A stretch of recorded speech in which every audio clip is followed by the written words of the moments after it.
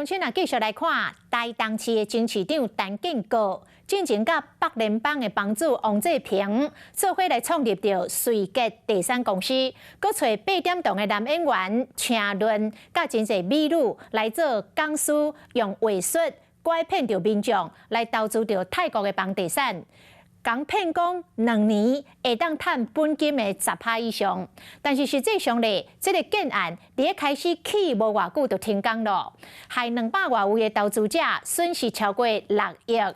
台北地方法院审理判决，用银行法甲陈建国判10年，王志平是判13年4个月，若请论这个演员是判5年的有期徒刑。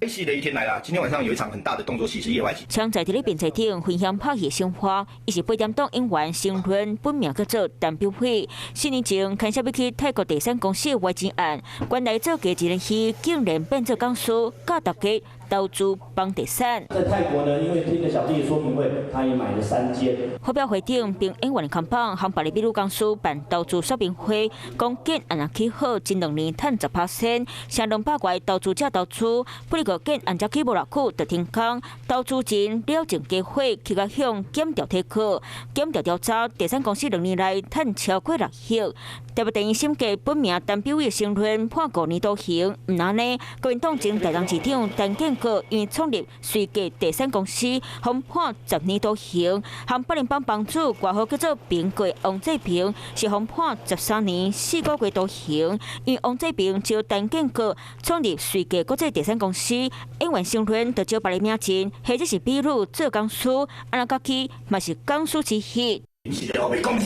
面对被判刑5年徒刑，成论发出声明，法官往后讲当年无接到拍戏通告，受到邀请担任讲师，表示瑞杰公司是正常的公司，嘛强调早就伫咧瑞杰公司还佫伫咧运作时，就已经离开遮。对于法院判决，必须立登来犯罪所得。伊讲，这几年一直无接到戏，负债累累，落地啊地崩起，希望法官会当佮伊淡薄时间，卖含律师讨论过决定上诉，希望判决会当刑轻判。不过牵涉到外金案，虽然拢讲唔知影，所以已经大大影响到演艺事业。